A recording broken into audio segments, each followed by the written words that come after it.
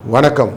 மிதுன ராசி அன்பர்களே, உங்கள் ராசியின் உள்ளே அமர்ந்திருக்கக்கூடிய குருவும் சுக்கிரனும் சுக்கிர பெயர்ச்சியினாலே வரக்கூடிய விஷயங்களில் எப்படி இருக்க போகிறதுன்னு பார்க்குறோம். இதில் சுக்கிரனானவர் உங்களுடைய ராசியின் 12ஆம் இடத்துக்குரியவனும் அவரே தான், அதுபோல் உங்கள் ராசியின் 5ஆம் இடத்துக்குரியவனும் அவரே தான். இப்படி அவர் சேர்ந்திருக்கிறதுனால உங்களுக்கு ராசியிலே நல்ல விதமான பலன்கள் வரும் அப்படின்னு தெரிகிறது. தன் பார்வையாலே உங்கள் ராசியின் 7ஆம் இடத்தை பார்ப்பதனாலே மனைவி கணவன் இவர்களுடைய உடல்நிலையிலே சில பாதிப்புகள் உண்டாகும், பின்பு சரியாகும் அப்படிங்கிறது தெரிகிறது. வேலையிலே சில மாற்றங்கள் உண்டாகும். வேலை முயற்சி செய்பவர்களுக்கு எழுச்சியான வேலை கிடைப்பதற்கான வாய்ப்புகளும் கிடைக்கிறது. குரு தன் பார்வையாலே துலாம் ராசியை பார்ப்பது ரொம்ப நல்லது.